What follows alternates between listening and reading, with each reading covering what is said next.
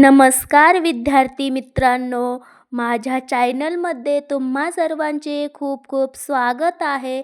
अतिशय सोपे आणि सुंदर 26 जानेवारीचे भाषण आपण फक्त 10 ओळींमध्ये पाहणार आहोत.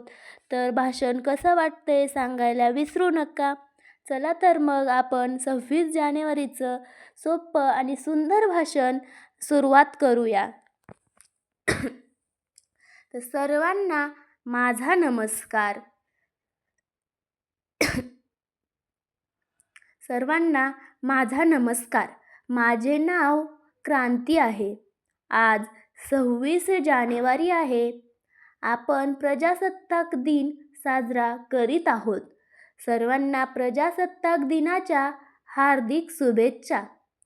हा भारताचा एक राष्ट्रीय सण आहे. 26 जानेवारी 1950 रोजी भारतात संविधान लागू झाले. डॉक्टर बाबासाहेब आंबेडकर हे भारतीय संविधानाचे शिल्पकार आहेत.